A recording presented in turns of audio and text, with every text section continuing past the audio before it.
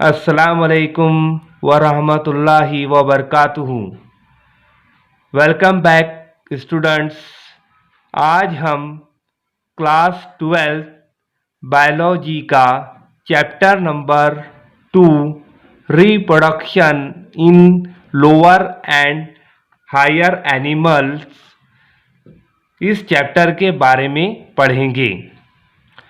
इस चैप्टर को अगर हम उर्दू में कहें तो निचले और आला जानदारों या जानवरों में तौलीद, इसको उर्दू में हम इस तरह से हेडिंग देंगे।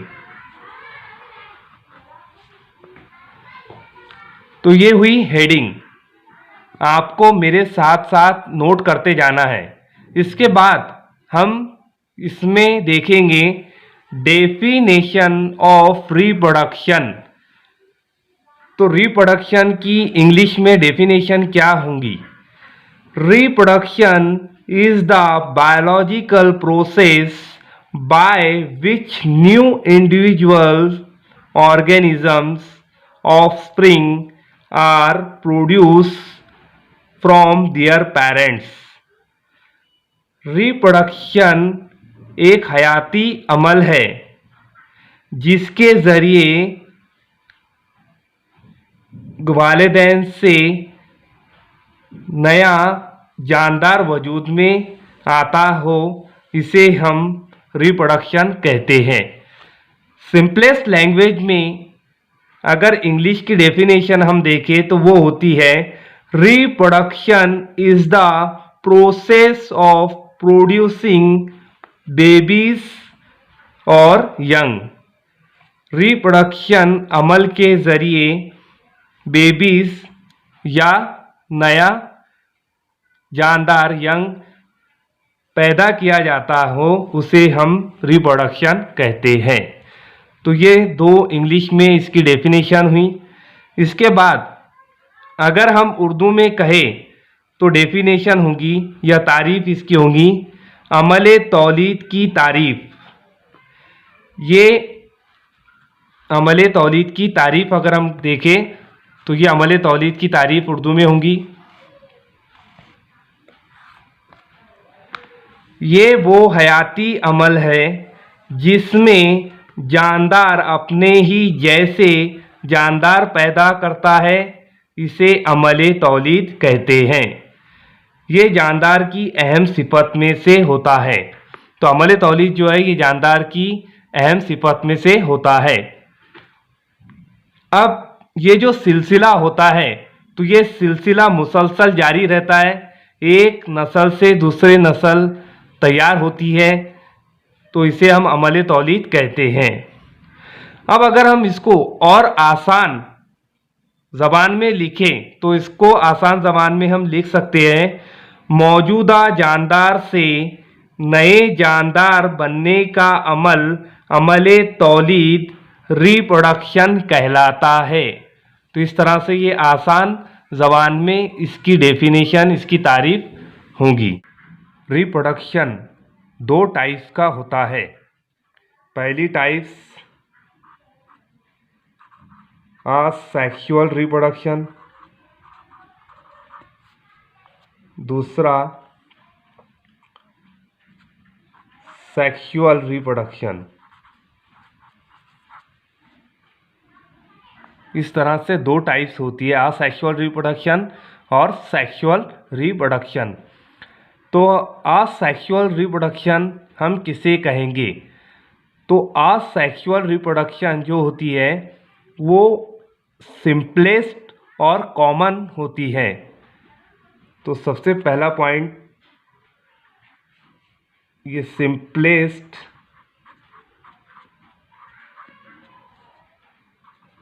एंड कॉमन होती है। असेक्सुअल रिप्रोडक्शन तकरीबन प्रोकैरियोट्स एनिमल्स में ही होती है। सेकंड पॉइंट, असेक्सुअल रिप्रोडक्शन में मियोसिस का प्रोसेस नहीं होता है। मियोसिस इज नॉट इन्वॉल्व, तो मियोसिस इसके अंदर नहीं होती है। मियोसिस किसे कहेंगे हम? अगर मान लीजिए कोई 2n सेल है, डिप्लॉयड सेल है, ये डिप्लॉयड सेल डिवाइड होता है दो सेल में, दो हैप्लॉइड सेल में ये डिवाइड होता है। ये हैप्लॉइड सेल है, दो हैप्लॉइड सेल में अगर ये डिवाइड होता है तो इसे हम मियोसिस कहते हैं। तो असेक्सुअल रिप्रोडक्शन के अंदर मियोसिस नहीं होती है। थर्ड पॉइंट, इसमें गैमीट फ्यूजन या गैमीट फ्यूज्ड नहीं होते हैं। गैमीट फ्यूज्ड नहीं होते हैं, गैमीट नहीं मिलते हैं। Next point, in asexual reproduction does not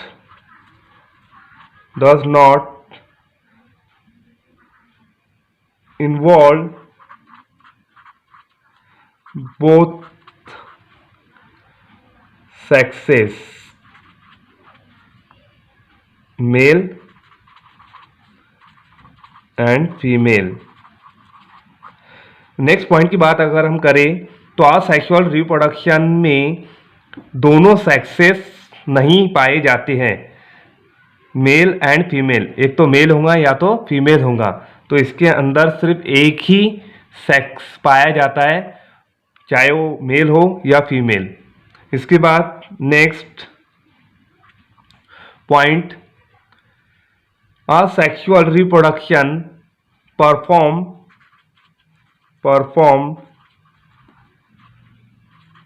by a single parent,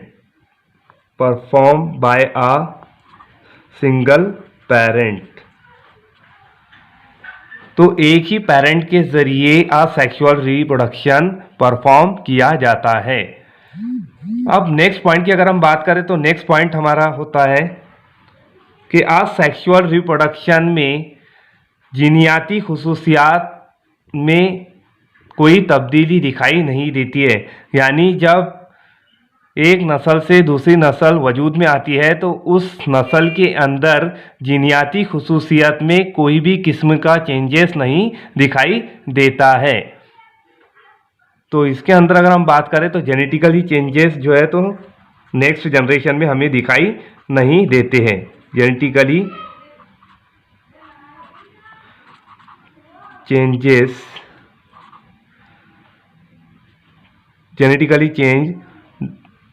does not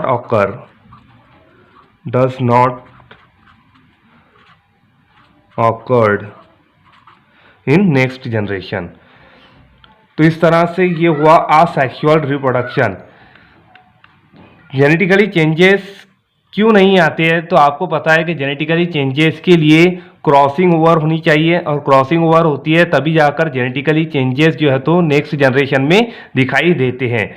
तो इसमें क्रॉसिंग ओवर नहीं होती है, और क्रॉसिंग ओवर नहीं होती है तो इसकी वजह से इनमें जीनियाती खुसूसियात जो है तो चेंजेस होती हुई दिखाई नहीं देती है।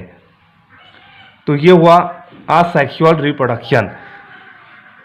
अब इसके बाद हम देखेंगे असेक्सुअल रिप्रोडक्शन की टाइप्स, तो कितनी टाइप्स इसमें पाई जाती है। अब असेक्सुअल रिप्रोडक्शन की टाइप्स।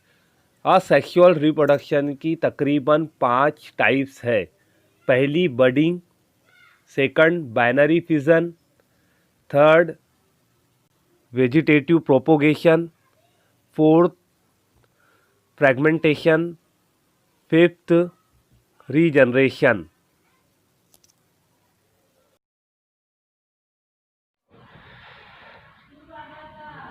अब हम गेम्यूल फॉर्मेशन के बारे में पढ़ेंगे। आप इसे गेम्यूल फॉर्मेशन भी कह सकते हैं। इसका फर्स्ट पॉइंट है gemmule is an internal bud. Gemmule internal bud है। Second point, it's only formed in sponges, जो सिर्फ स्पॉन्जेस में ही तैयार होता है, फॉर्म्ड होता है। Third point, sponges are fresh water organisms. Sponges fresh water organism है। तो सबसे पहले हम गेम्यूल किस तरह से फॉर्म होता है, ये यहाँ पर ये गेम्यूल है जो स्पॉन्जेस के अंदर तैयार होता है। इंटरनली आपको जो है तो ये गेम्यूल यहाँ पर दिखाई देता है। उसके बाद स्पॉन्जेस की ये आउटर कवरिंग है और ये इनर कवरिंग यहाँ पर दिखाई देती है। ये आउटर और इनर कवरिंग मिलकर इन्वेलप तैयार होता है और इसी में एक ओपनिंग है जिसे माइक्रोपाइल कहते हैं। उसके बाद इसमें ये जो एरिया है एनवेलप वाला, इस एरिया के अंदर स्पीक्यूल्स पाए जाते हैं। ये स्पीक्यूल्स सपोर्टिंग रोल अदा करते हैं। इसके बाद ये जो गेम्यूल है, ये जो बर्ड है, इस बर्ड के अंदर आर्चियोसाइट्स पाए जाते हैं। Archaeo means developing and cytes means cell.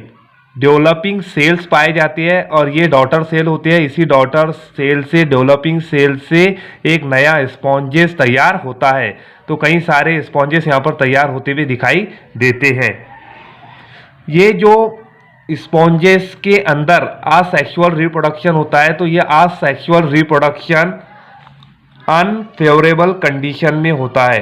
Unfavourable condition में होता है। अनफेवरेबल कंडीशन कैसे?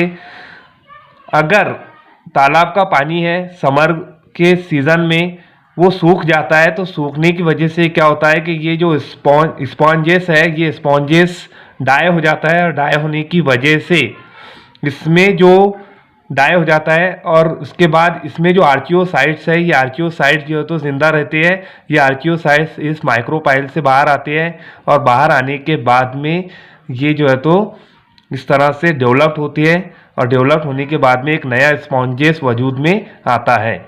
इस तरह से ये स्पॉन्जेस वजूद में आती है। असेक्सुअल रिप्रोडक्शन गेम्यूल फॉर्मेशन में हमें दिखाई देती है। अब हम असेक्सुअल रिप्रोडक्शन की बडिंग वाली टाइप देखेंगे। बडिंग यानी बर्ड से एक यंग वजूद में आना, इसे हम बडिंग कहेंगे। जैसा कि ये डायग्राम आपको दिखाई दे रही होंगी, इस डायग्राम में हाइड्रा ये ऑर्गेनिज्म दिया गया है और इस हाइड्रा में बर्ड निकलती है और बाद में सेकंड डायग्राम में वो बर्ड डेवलप होती है, डेवलपिंग बर्ड वहाँ पर तैयार होती है और उसके बाद में तीसरी डायग्राम में वो फुली मैच्योर बर्ड हो जाती है, यानी वो पूरी तरह से मैच्योर होती है। और मैच्योर होने के बाद में लास्ट स्टेप में यंग हाइड्रा सेपरेट होता है और वही यंग हाइड्रा सेपरेट होकर वो भी डेवलप होता है और उसमें भी बर्ड तैयार होती है। इस तरह से असेक्सुअल रिप्रोडक्शन का सिलसिला हमेशा जारी रहता है। तो ये इस तरह से बडिंग ये टाइप असेक्सुअल रिप्रोडक्शन की होती है। हाइड्रा में असेक्सुअल रिप्रोडक्शन फेवरेबल कंडीशन में होती है।